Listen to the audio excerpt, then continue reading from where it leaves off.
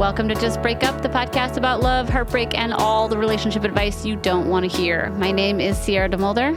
And I'm Sam Blackwell. And today we're going to answer a letter from somebody who had to just break up with a very good person.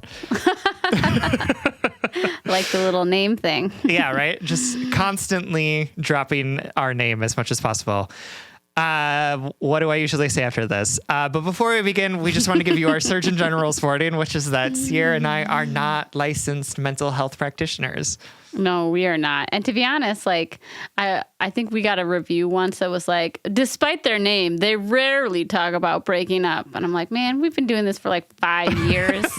5 years this July. Can you believe? Uh-huh. And so like, we got to like branch out a little. But today we are actually talking about a breakup. We are. So Sam and I are not professionals. We are not trained in this or accredited in any way, and we are not a substitute for therapy. So please take our advice as you see fit. We are only here to offer our ever humble musings to hopefully shed some understanding and maybe some laughs about the incredibly rewarding and mostly confusing experience that is love. All right. I listen to Maintenance Phase a lot, which is like a podcast about like health culture and stuff. And yeah. The two hosts, Audrey always like does the like, okay, starting off, you can follow us on Patreon, blah, blah, blah, blah, blah. And then Michael will repeat everything she says in like a very tiny voice. And it's Cute. like very funny and also like very annoying to her. But now I just really want to do it whenever you're doing that last piece. But I'm not going to, because my understanding is that it annoys her like terribly. Oh, no, do it. I'm gonna intro the next letter. Let's get into today's letter. There you go. All right. Shout out to Maintenance Phase. Great podcast. Check it out. Today's letter is from Little Miss Guilty and Shame-Ridden and Free. Lots of things Whose there. Pronouns are she, her, who is writing to us from the UK. Here is the situation. About a month ago, she, her, ended a 2-year relationship with my then partner, he, him. Both of us are in our early 20s. It was the longest and healthiest relationship I've ever been in, which is probably why my feelings surrounding this breakup have been the most complex and confusing I've ever dealt with. The context is that I have been feeling dissatisfied with the relationship for such a long time, but stayed with him because I still loved him. And the thought of hurting him by leaving literally felt like dying. The thoughts were with me for months. I was never able to get as emotionally deep with him as I needed or as I was able to with my closest friends. That maybe we didn't have as much things in common as I originally thought, that he was younger than me and still had a lot of growing and maturity to do that I had already done, and was feeling the effects of that in the maturity of our relationship, that he wasn't particularly intentional about any of his actions regarding our relationship, etc. I want to make it clear that I had a lot of conversations with him about all of these things, and not only was it only ever me initiating these conversations, but it also never felt like anything much came of them. We would resume our old behavior patterns, and I, too tired to push further, accepted it after a while. I guess he was just a quintessential nice guy, and I'm grateful for him and optimistic because of him that good men exist. But I was realizing that I needed more, and it's a heartbreaking thing to let go of one of the things that has been good and not feel like a fool or an idiot or a self-sabotaging bitch. Oh. I know ending it was the right choice. There were glaring differences in our lifestyles and current life plans as young adults. There were needs that I constantly asked for that weren't being met. I was the only one who ever initiated difficult conversations and communication, planned dates, and decided the trajectory of our relationship, etc. It felt very much like I had the reins of our relationships and played the pilot, co-pilot, navigator, and glue of the literal ship of our relationship, haha. While he was, albeit a very loving and very tender, passive passenger. Suffice to say, it was both a deeply exhausting and often frustrating relationship because it felt like I was doing the bulk of the emotional labor. I also relied on him for a steady source of love and affection, which he did provide. Let me preface by saying that before him, I had been dating a slew of emotionally gaslighty and very avoidant men, and dating him showed me for the first time what it felt like to be with someone who was unafraid of their emotions. I ultimately ended things with him because I was becoming very depressed in my relationship. The stress of realizing that maybe this was not the relationship for me at this current time of my life, coupled with the realization of what decoupling from someone I love very much would feel like, affected everything. My sex drive, my energy for the relationship, and the ability for me to feel like I was able to live an independent life that didn't revolve around the relationship and how to save it and how I needed to change so that the relationship could continue thriving. When I finally ended things, it was a very hard conversation. We both cried an enormous amount. I ended up crying in my bed for like 36 hours straight. And even though I'm grateful he was able to let me go in the moment, hearing his voice breaking and knowing his heart was breaking at the same time as mine was excruciating. I still am not over the knowledge that I have caused someone this much hurt, even though my friends told me that this was inevitable. I guess the people-pleasing part of my brain kicked in so severely that even today, a part of me feels like I betrayed every version of him and may have destroyed him by leaving. I know I'm being dramatic, but it's genuinely what it feels like. Worse, I've felt like I set a lot of boundaries in our relationship, and I'm still doing it now to this day for our breakup. I was the one that told him I would be removing him from my social media. I'm the one that told him I wasn't comfortable being friends. I'm the one deciding how to give all of his stuff back without triggering either of us. I'm exhausted, almost resentful of still having to play the more mature role in this relationship and being haunted by the fact that maybe I deserve to be burdened by this because it was my decision to end the relationship in the first place. I know this is a lot of things all at once, but I will close with some questions. The biggest thing that is haunting me is that I know as humans, we are all capable of causing harm, and I know that in leaving this relationship, I have harmed him. I also know that it was necessary for me to have left because in a shameful way, I am happier and lighter now than I ever was in our relationship. How do I understand this very difficult dichotomy? As a woman, I was brought up to understand that my role was to make people happy and comfortable. And doing this feels like the most liberating thing I have ever done for myself, while also consequently the most damning and shameful and life-shattering thing I've ever done. Second, I guess I'd also love some insight on how to think about the complexity of ending a relationship with someone who was a good person. I see so many Instagram graphics and reels now that feel like so black and white in their portrayal of a person who got dumped versus the person who did the dumping, and seeing the heartbroken comments and the way people seem to always side with the person being dumped makes me feel like I am so deeply the villain in every story and that I deserve every ounce of pain and shame and regret that I might feel. I had a horrible nightmare last night where one of his friends told me that my ex was feeling suicidal because of our breakup. I cannot hold or handle that. Okay, well, time out. First of all, that is a dream. Yeah. Time back in. I know this sounds fucked up, but the one thing I've been telling myself over and over again about this whole process is if I could make him forget about me and be happy and thriving while I healed alone through this breakup, I would do it in a heartbeat. His perceived pain makes me feel like his perceived pain makes me feel more pain than my own. Maybe my last question is, how do I set boundaries for myself on the level to which I can or should engage in these harmful and ultimately unhelpful self-flagellating thoughts? I just want both of us to be happy. I'm so tired. I appreciate both of you so much, and I know this was a lot. Please know it means everything if you even read this letter. Peace and hugs, Little Miss Guilty, Shame-Ridden, and Free. All right, Little Miss, thank you so much for writing to us and for trusting us with this question. Thank you for writing us from the middle of what sounds like a very painful breakup. You're sort of in the midst of lots of different feelings, questions, lots of different stories that you are being told, that you're telling yourself.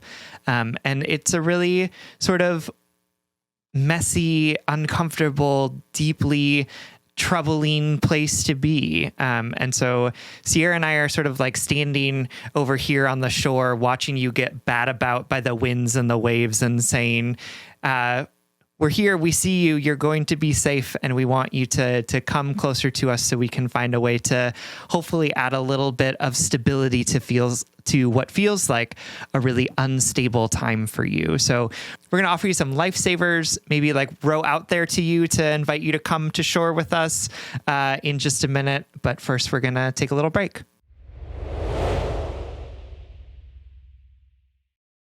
All right, my sweet. Thank you so much for writing and trusting us with this letter. I can tell that your anxiety and your fear and your brain is just it's just having a party right now. Like all of your self-loathing is like coming out, having a family reunion inside your head and your heart right now. Like, oh man, turns out she is selfish, or turns out she does not deserve anything. Like this family reunion of all your self-loathing and insecurities. It's just, they're just having a barbecue right now. That's real. That is real. Yeah.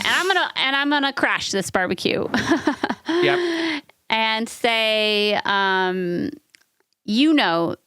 listening to our podcast that relationships often have two options.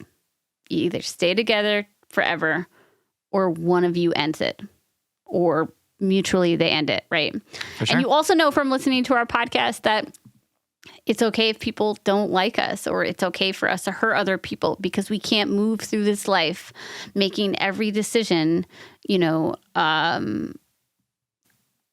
constructing every decision to avoid disappointing or hurting other people. You know those things. Mm-hmm. But I know when you're out in the middle of it, as Sam says, when you're like treading water and you're in the middle of this breakup and this guilt, it's hard to grasp onto those concepts. I want to say that let's start by talking about the black and white stuff that you see on Instagram. I think people will, in general, we have a hard time with nuance, especially when it comes to like emotional, painful, experiences. But people in breakups, particularly, even on our show, we give permission to exist in the black and white, because sometimes, especially during transitional periods, it helps us move through terrible times. Mm-hmm. Grasping onto your anger and your disappointment in this relationship, that your boyfriend could never be what you needed him to be, and that you felt the toll of that, might help you let go of some of the guilt. And it might help you say, I left him for a reason. On the other side of this, like your boyfriend or somebody on the internet making a villain out of their ex. Obviously, on this show, we're a little bit more about the nuance of the human experience and the complexity of relationships. But it's okay to like cling to your anger if it helps you get through that nasty 3-month period after a breakup, right? So that you don't reach out to them, right? Yep. People do that as a coping mechanism. Is it the most like emotionally enlightened thing? No, but it's a coping mechanism. Mm-hmm. And furthermore, I want to say, it's okay if people see you as a villain. It's okay if your ex looks at, thinks of you and feels angry. That is nothing that you need to make up for. I feel like there's lots of, you're like keeping a tally of how many people think you're an asshole out there so that you can adjust your behavior accordingly. And that's not the way of things in breakups. Sometimes we just need to see each other as flawed to get through it. Do you know what I mean? Like you need to like cling to your anger or your whatever. I know that that's like a weird thing to start with, but a lot of times when I'm feeling this like paralyzing fear of conflict, when I'm really feeling so worried about what people think about me and getting lost at that barbecue where all my self-loathing is coming out to like have a hot dog, right? I have to remind myself like, well, what is the worst thing that I'm afraid of right there? That somebody thinks that someone doesn't like me? Mm-hmm. Yeah. And maybe the worst thing is that someone I really loved, a good person that I have respect for, but I didn't want to be in a relationship, doesn't like me. Yep. That's painful. That's hard to swallow. And also, this is a moment in time And in 10 years, you two are going to look back on this relationship in different ways. And in 10 years, you're going to be in a different relationship maybe, and at a different point in your life. And you're going to just look back at this as a part of your story. It's to the point about you wanting to like erase his memory of you. That would be denying him the opportunity to grow from this relationship. For sure. Absolutely. And it seems like in that you are sort of more concerned about your own reputation with him than you are about how he is going to cope through and move through this relationship, right? Like you're saying, like, your pain is causing me so much pain, so your pain needs to stop.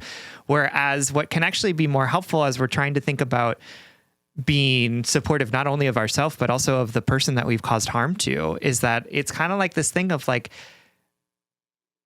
embracing the idea that this person has a particular narrative about you, may need you to be the villain of their story so that they can find healing, is actually more helpful than saying like, no, your pain is causing me too much pain. You can't feel it, right? Like I can't deal with you being upset with me. Right. And instead saying like, of course you're upset with me. I dumped you. Right? Yeah. Of course he is. Absolutely. Why wouldn't he be? And he has every right to be. And that doesn't mean that you're a bad person. That means that you're just the person who broke up with him, right? You are the person who hurt him, who caused him harm. You were the person that said, this relationship isn't working for either of us and it needs to end.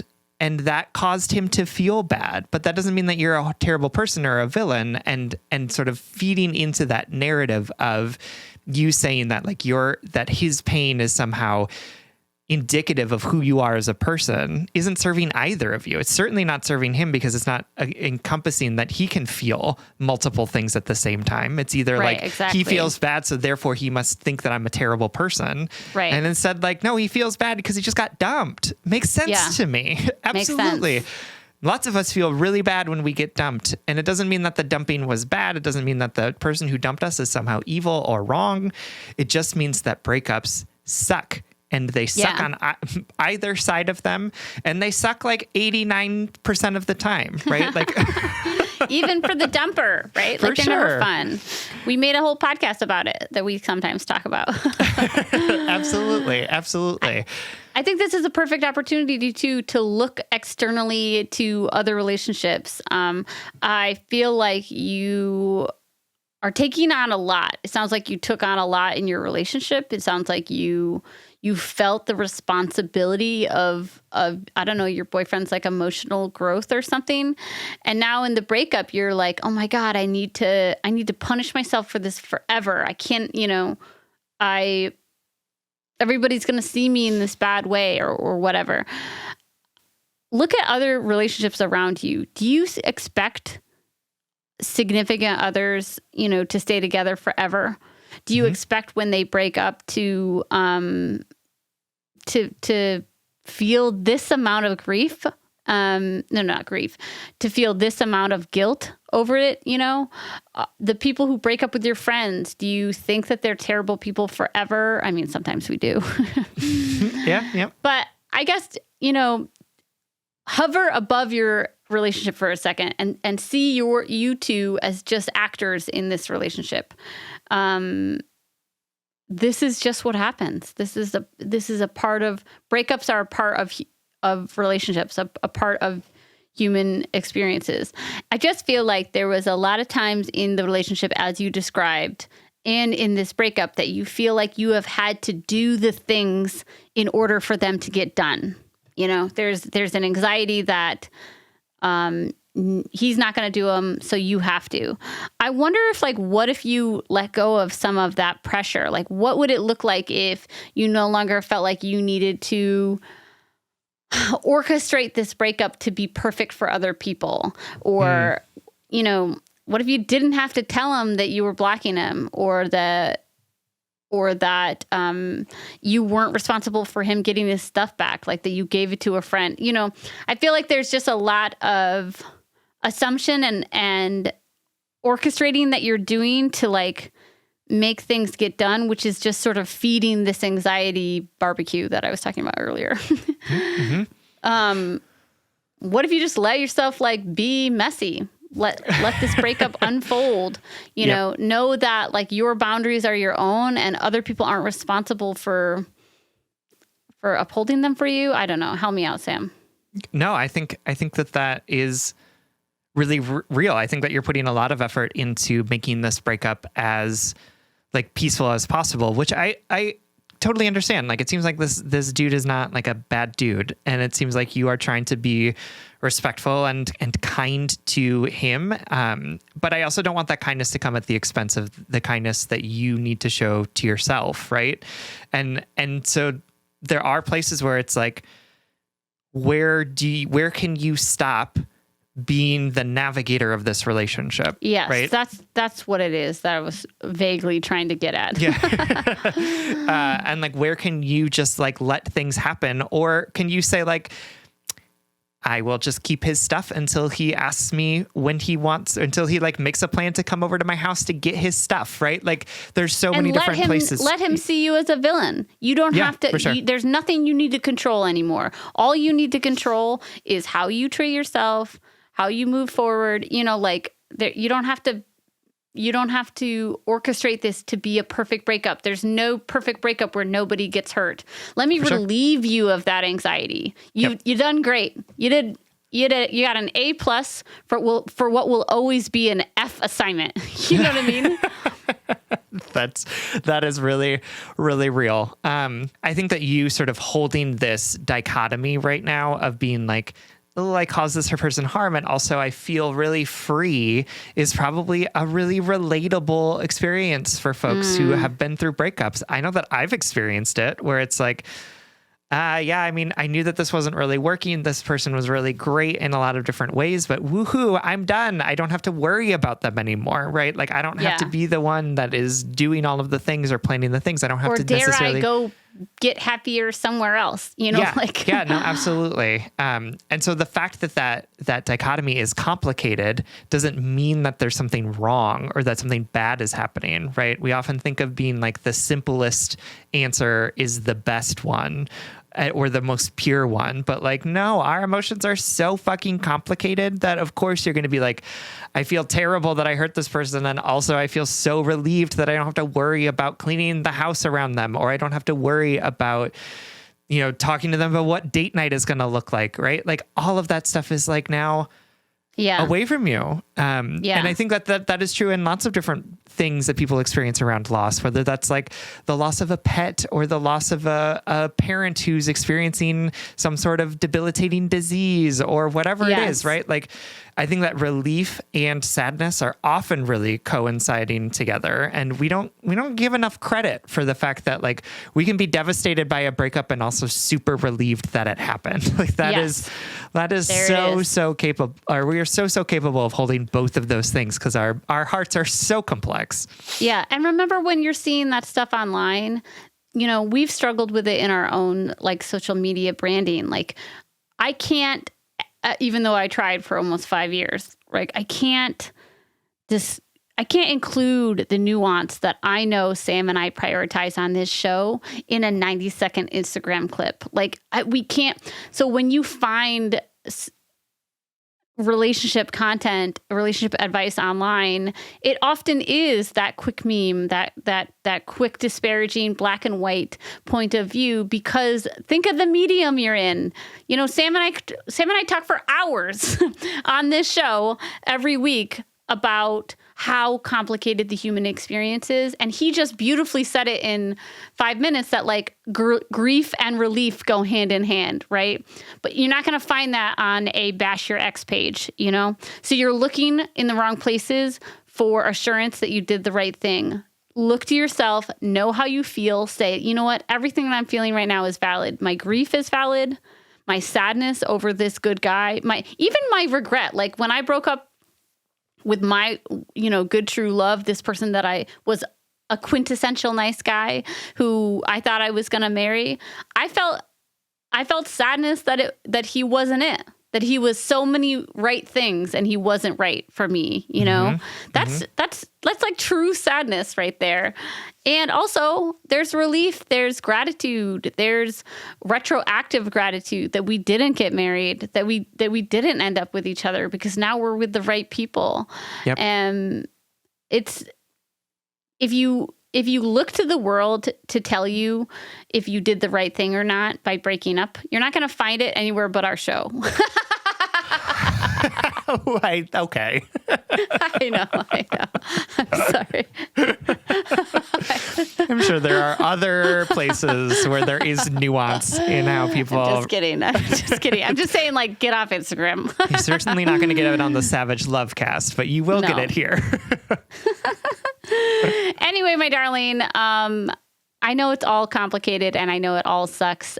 And also it doesn't. And it's okay to like feel, you don't have to earn your happiness. This is what I want to say. You don't have to earn the clarity and the joy post relationship by suffering a certain amount. Yes, you can feel grief and relief at the same time. You can feel joy and you can feel regret. You can feel love for someone and you can know you're not supposed to be with them all at the same time. For sure. And you have done a lot of work to get you to this place, right? It's hard to break up with somebody. It's hard to break up with somebody who is nice to you. It's hard to break up with someone who, you know, is a kind person who just is incompatible with you. Like that is itself enough work for you to have taken on, right? You don't need to also curate a perfect breakup experience for both of you where no one is mad at each other and everyone is fine, right? Like this is enough, right? You're tired. Of course you're tired. So what does it look like for you to let some of this go, to let some of this responsibility that you've placed on yourself and say, I don't need to be carrying this anymore. I don't need to be curating this experience for this person any more than I already have done. Yeah, exactly. All right, my darling, I hope that this helps in this very tricky time. Sam and I are with you, and we are grateful you wrote us. Absolutely. Thank you so much for writing. We love you. We love ya. All right, it is Friday, and that means we're going to do a blind date. A blind date is where we set you up with something that we love, that we think you're going to love. And this week, we are sending you home with a TV show called Jury Duty. Oh my God, I've heard of this. Yeah, it's really good. It's really good. It is available on Amazon Prime. It is a sort of fake documentary about a jury process. And this is not a spoiler because this is like the opening part of the entire series. Everyone from the judge to the defendant to the attorneys to the bailiff to the reporters to the jurors themselves are all actors except for one juror who has no idea what is happening and has just signed up to be part of this jury process and thinks that he's like part of a documentary about how juries come to the decisions about the cases that they are part of. It is so fucking charming. It is delightful. And it's not like it doesn't it's not mean. It's not mean at all. Yes. That's what I needed to know. Yeah, no, it is 100% not mean, partially because the man that they found to do this thing with is just the most adorable, like go with it, like kind person. Cute. And just like rolls with all the weirdness in such an endearing and like people-centered way. It is so charming. And the shenanigans that they get into through this are like funny, and they put him in uncomfortable situations, but then there's always like a lifeline to like help save him, which is really nice, right? So it's like it's delightful. It is so charming. It's like laugh out loud funny. At the end, I was tearing up because of like all of the things that they were happening and like the nice things that people were saying about this experience with this particular man. So I can't recommend it enough. It is very cute, very charming. I know that everyone's talking about it right now, but that's because it's so good. So check it out. It is on Amazon Prime, and it is called Jury Duty. I can't wait to check it out, especially with that endorsement. I was like hovering around it, but I was just afraid it was going to be mean. I don't deal well. It is not mean, and I don't deal well with meanness either. Like improper or humans like are like awkward in a mean way. That's what I mean. no, it's awkward in like a very funny way. Like it is Cute. just Can't like they say things and he responds with such kindness to everyone that he meets, and it's so wonderful. So does he know now, or like I mean, he knows now? Yes, yep. How did they reveal it to him? You'll tell me. Don't want to reveal Okay, bye. But I will also say that James Marsden, the actor, is So in the show, cute. and he plays James Marsden. Like he plays himself as an actor, and he's so funny at it because he plays such a dick. Yeah. And I can just imagine that he probably had so much fun, like being this type of way with like pretending that it was actually him. So yeah, that's cute. check it out. Again, it's called Jury Duty. It's on Amazon Prime. All right, everyone. Thank you so much. I forgot. All right, everyone. Thank you so much for listening.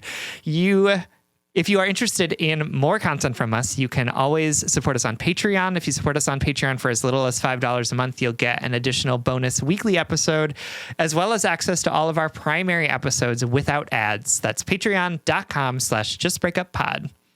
You can slide into our DMs, send us your favorite relationship meme, but most importantly, you can submit your questions about all matters of the heart at justbreakuppod.com, which is also where you can find our merchandise. Please remember to like, follow, subscribe, give us a 5-star rating and review wherever you get your podcasts. This literally keeps our mics on and helps us reach more brokenhearted souls who need two random strangers giving them relationship advice. Just Break Up is a production of Duvid Media, original music, recording, editing, producing, all magical things by our good friend Spencer Worth Davis. Make sure to check out his podcast and music on Apple or Spotify or whatever. And remember, you are allowed to accept your feelings for all that they are. You don't have to deny them. You don't have to contort them into what other people want them to be. It's okay to accept what you're feeling in its diversity, in its complexity, and in its discomfort. And if all else fails, just break up.